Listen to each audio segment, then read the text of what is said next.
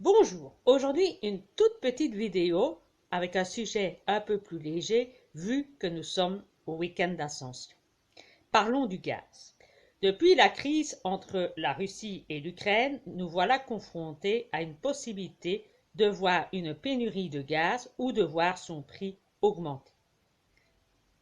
Analysons un peu la situation. Avant la crise, le plus gros volume de gaz arrivait chez nous au départ de la Russie. Le transport se faisait à partir d'oléoducs qui traversaient l'Ukraine pour arriver en France. Ce sont les célèbres oléoducs Gazprom. Vu la situation avec l'Ukraine, la Russie avait même trouvé une possibilité de détourner ces oléoducs pour pouvoir éviter le territoire de l'Ukraine.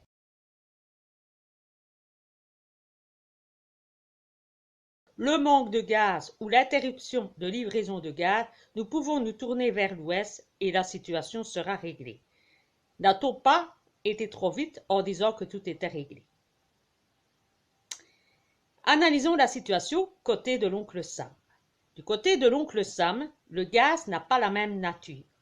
En effet, en Russie, c'est du gaz qui traverse des oléoducs. Aux États-Unis, on parle de GNL, de gaz naturel liquéfié. En effet, après que le gaz a été puisé dans les entrailles de la Terre, des entreprises américaines transforment le gaz en liquide pour pouvoir en transporter le maximum par bateau. Une fois arrivé à destination, le pays de destination a recours à des entreprises qui retransforment le gaz liquide en gaz.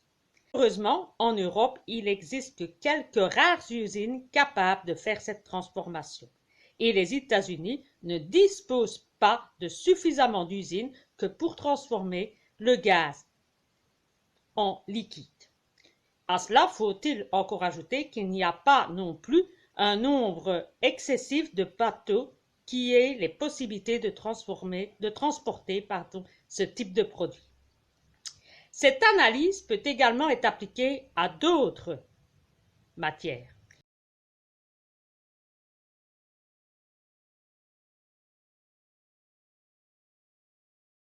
On peut citer à titre d'exemple l'électricité. On nous dit pas de problème à avoir, l'électricité, il y aura très peu de coupures, il suffit au fur et à mesure de redémarrer nos centrales nucléaires et tout va rentrer dans l'ordre. Or, c'est facile de dire qu'on va réouvrir des centrales nucléaires, on ne réouvre pas des centrales nucléaires comme ça, comme une baguette magique. Et deuxièmement, il faut savoir qu'une centrale nucléaire fonctionne également à partir de combustible et que l'uranium, eh bien, il vient également de Russie.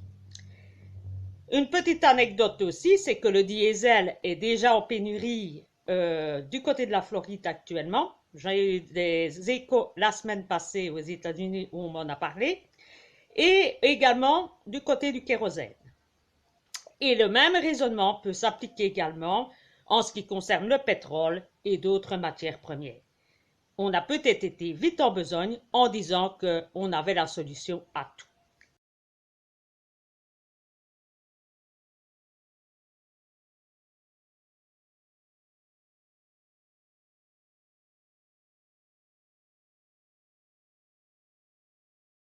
On va vers de la rareté, mais de toute évidence, une augmentation, on n'est pas au bout de nos peines, puisqu'actuellement, le baril de pétrole, à titre d'exemple, se situe entre 112 et 113 dollars. Allez, un bon week-end d'ascension et à la semaine prochaine avec des sujets un peu plus épineux. Bonne semaine, au revoir.